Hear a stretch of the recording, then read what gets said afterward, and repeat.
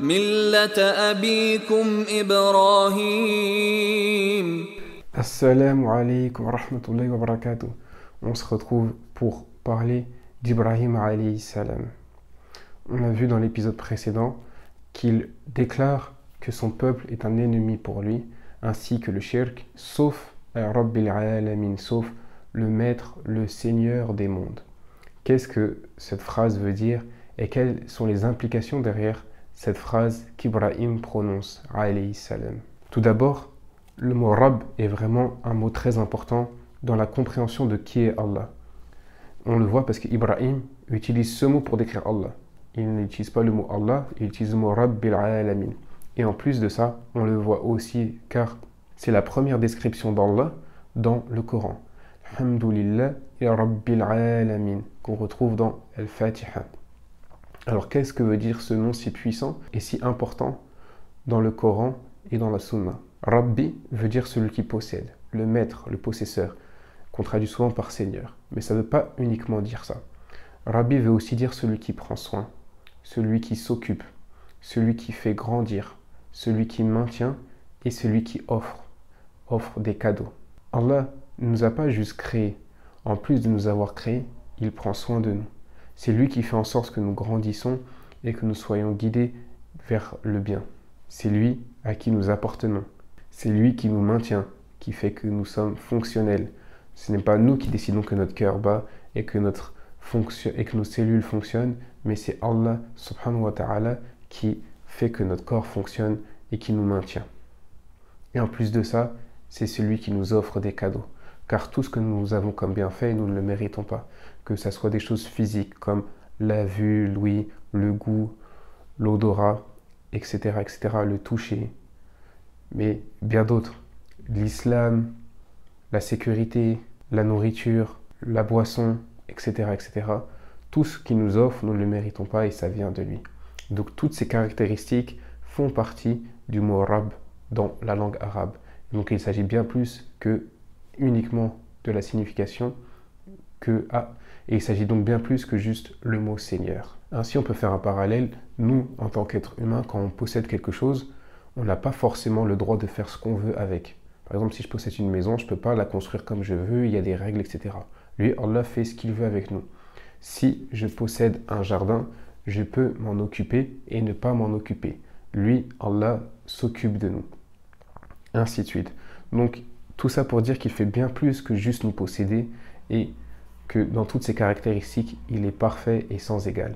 Ici, on voit quelque chose de caractéristique à Ibrahim alayhi salam, qu'en général, un prophète alayhi salam s'intéresse et s'occupe principalement de son peuple, avec le mot qawm qu'on retrouve dans la bouche des prophètes dans le Coran, alayhim salam. Mais ici, avec Ibrahim alayhi salam, il parle d'al-alamin, de tous les gens, de tout le monde. Ainsi, une des caractéristiques principales d'Ibrahim, c'est qu'il a compris que son Rabb est le Rabb de tout le monde et ainsi il est inquiet, il a de la miséricorde et il s'inquiète pour le destin de l'humanité entière. Et on retrouve cela aussi, ce caractère-là d'Ibrahim quand il construit la Kaaba. Ainsi, on comprend qu'Ibrahim, alayhi salam, dans sa mentalité, dans sa vision du monde, a toujours un intérêt et pense toujours à l'humanité entière et au bien qu'il peut apporter à cette humanité. Et donc, d'une certaine manière, il dit que l'humanité entière, si Rabbil alamin, si Allah c'est le Seigneur, le maître de tout le monde, alors tout le monde doit l'accepter comme maître. Et pourtant, il est seul, isolé. On a tendance à penser que plus un pays, un peuple est fort, plus ils sont sur la vérité. Plus ils sont avancés technologiquement, plus ils sont sur la vérité. C'est ce qui a amené notamment, par exemple, le colonialisme ou ce genre d'idées. Et donc, il ne faut pas que nous pensions nous aussi qu'on ait cette mentalité de penser que plus un pays est avancé technologiquement, plus avancé dans la santé, plus avancé dans ses constructions, plus il est avancé spirituellement et plus il est sur la vérité. Cela est faux et c'est démontré ici par justement Ibrahim qui est seul croyant face à son peuple et pourtant c'est lui qui est sur la vérité. Et donc on doit bien comprendre et ne pas penser qu'un pays qui est puissant et riche à la bonne vision du monde, à la bonne manière de penser. Mais au contraire, ceux qui ont la bonne pensée et la bonne manière de penser sont ceux qui se soumettent à Allah, Rabbil Alamin, le Seigneur de tout le monde.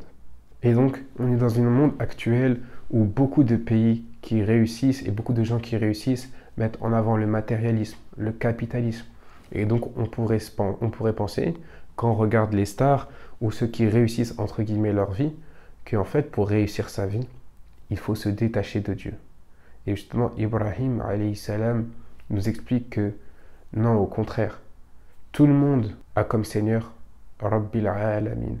Et donc, il ne faut pas croire que leur manière est une manière d'accéder au succès et que les autres voies, et qu'il existe d'autres voies d'accéder au succès comme le matérialisme ou le capitalisme.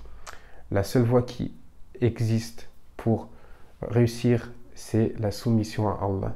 Quelle que soit ton origine, ton pays, ton époque.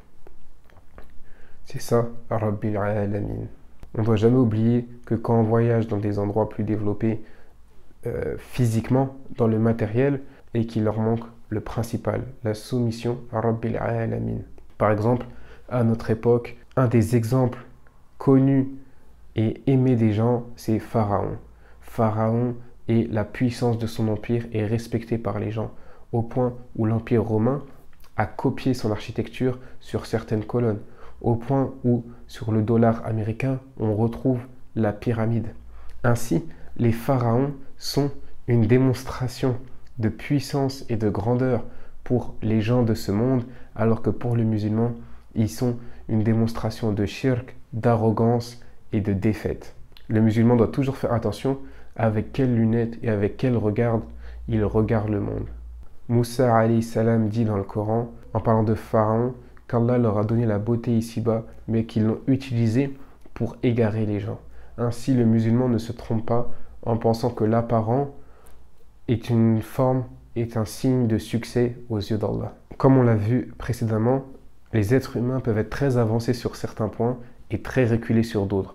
Réfléchir sur l'architecture, sur la technologie, mais ne pas réfléchir sur la spiritualité est leur raison d'être, leur raison d'exister sur Terre. Le musulman voit Al-Alamin, voit l'univers et se dit que toute chose a été créée guidée.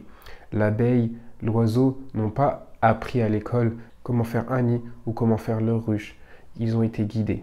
En regardant ce monde et cet univers guidé avec ce soleil qui a une course, la lune qui a une course, cette alternance entre la nuit et le jour, on voit que tout a une guidance et on se dit, mais alors moi, quel est mon but? Quelle est ma guidance? Quel est mon objectif ici-bas? Nos organes sont en mode pilotage automatique, mais notre conscience, elle, a besoin d'être guidée.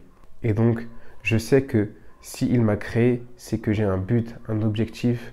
Et donc, si je suis cette guidance, je ne me sens pas seul. Au contraire, je me sens proche de lui, proche d'Allah. En réfléchissant, l'être humain comprend qu'il n'a pas pu être laissé sur cette terre, quelle que soit son origine, son époque, sans guidance, juste là pour se procréer, construire et mourir. Il se rend compte qu'il a un objectif et il va rechercher cet objectif. Et comme toute chose compliquée que l'être humain crée, une imprimante 3D, un meuble Ikea, etc. Bref, excusez-moi pour les exemples, mais on a toujours besoin d'une notice, d'un manuel pour savoir comment l'utiliser. L'être humain est bien plus complexe et il a le choix de la conscience de choisir entre le bien et le mal. Ainsi, il a besoin d'un manuel et d'un guide pour savoir ce qu'il doit faire. Ainsi, Ibrahim continue en disant d'Allah, Alladhi khalaqani fahuwa yahdini, celui qui m'a créé et il m'a guidé. Et donc ici, on voit bien que Ibrahim, dans l'esprit d'Ibrahim alayhi salam, la création et la guidance vont de pair. Si tout ce qui a été créé est guidé, l'être humain aussi a forcément un but et un objectif dans sa vie. On voit aussi que nous, en tant que musulmans, on a l'habitude de parler d'Allah comme notre créateur. Mais ce n'est pas juste notre créateur, c'est notre créateur et notre guide. Et tout comme Ibrahim alayhi salam allie les deux dans sa manière de parler, nous devons aussi prendre cette habitude de penser d'Allah comme notre créateur et notre guide. Après cela, Ibrahim alayhi salam va parler qu'Allah lui permet et que c'est par lui qu'il est nourri et abreuvé. Ainsi, Ibrahim alayhi salam met la guidance avant la nourriture et la boisson. car c'est la chose la plus essentielle dans la vie, avoir un sens, avoir un objectif. Car le fait de juste se nourrir et de boire est semblable à l'animal et ne rajoute rien de plus.